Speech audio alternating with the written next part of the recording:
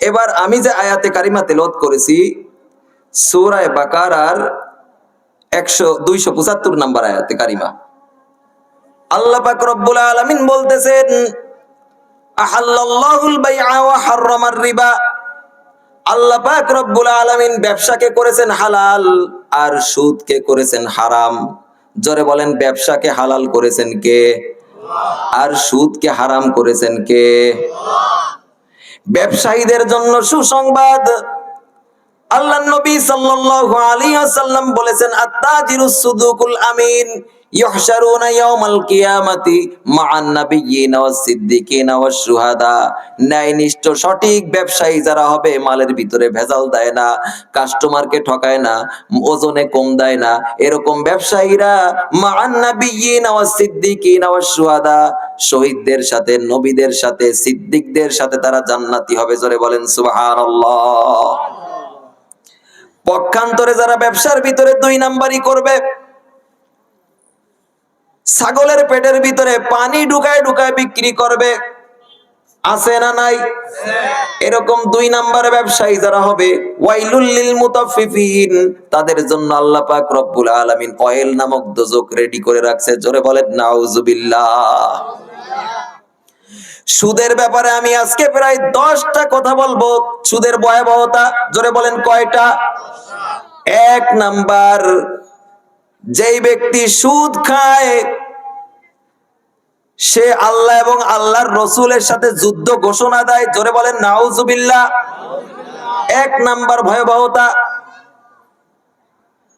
সূরা বাকারার 278 নম্বর আয়াত, আল্লাহ পাক রব্বুল আলামিন বলেন ইয়া আইয়ুহাল্লাযীনা আমানুত্তাকুল্লাহা ওয়া যারু মা বাকিয়া মিনার রিবা ইন কুনতুম মুমিনিন।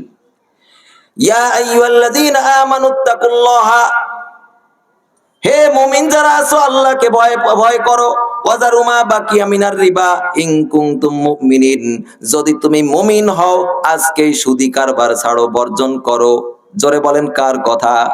যদি তুমি মুমিন হও আজকেই সুদ ছাড়বা, আর যদি তুমি সুদ না ছাড়ো তাহলে তুমি মুমিন থাকতে পারবা না।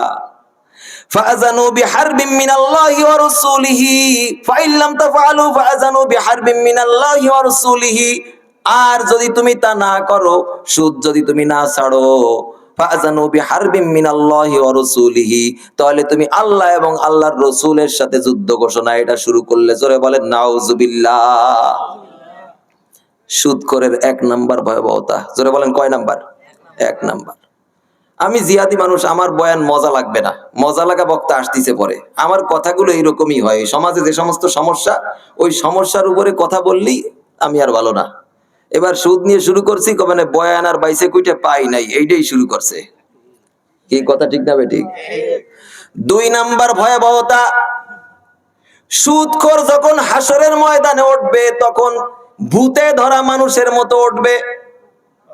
জিনে ধরলে মানুষ যেরকম করে, পাগলের মতো লাফালাফি করে, কেমন যেন জঙ্গলের তে বের হয়ে আইছে, উল্টো পাল্টা গালিগালাজ করে, এরকম উন্মাদের মতো ওঠে, চুলগুলো আলো ঝালো থাকে, জামা কাপড়ের কোনো ঠিক থাকে না, এরকম অবস্থায় সুদখোর হাসরের ময়দানে উঠবে।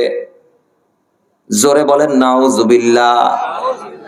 সূরা বাকারার 275 নম্বর আয়াত, আল্লাযীনা ইয়াকুলুনার রিবা, যারা সুদ খায়, লা ইয়াকুমুনা ইল্লা কামা ইয়াকুমুল্লাযী, তাদেরকে যেন কি করেছে, তারা এমন অবস্থায় দাঁড়াবে যেন শয়তান তাদের স্পর্শ করে তাদেরকে পাগল বানায় দিয়েছে।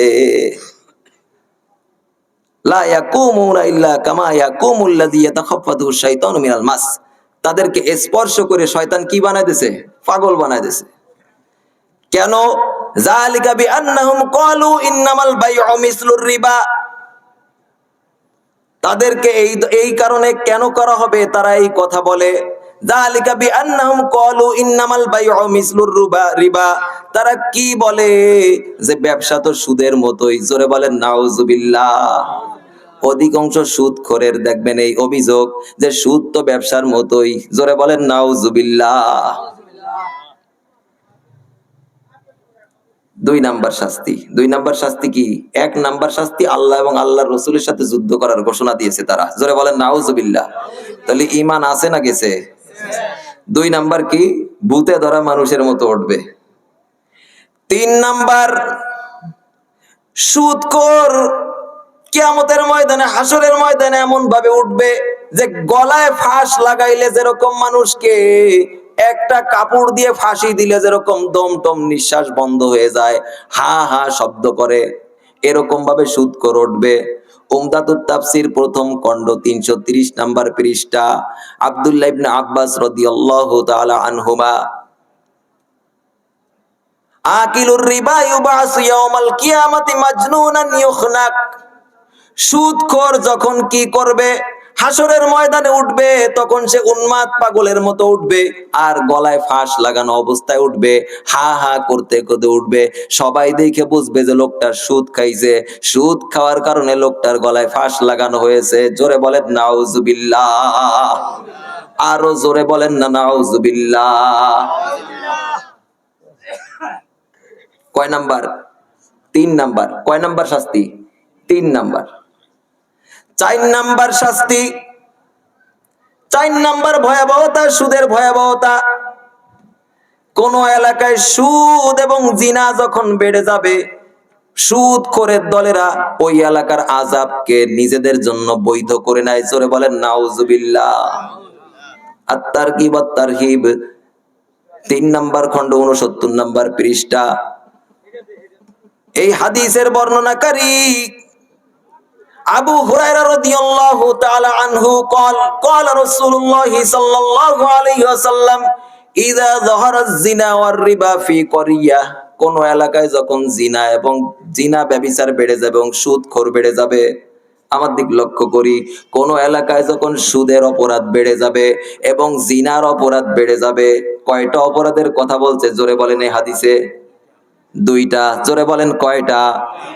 ইযা যহরা যিনা ওয়ার রিবা ফি করিয়া, কোন এলাকায় যখন জিনা বেড়ে যাবে আর সুদখোর বেড়ে যাবে, ফাকাদ আহাল্লু বিআনফুসিহিম আযাবাল্লাহ, তারা কি করবে?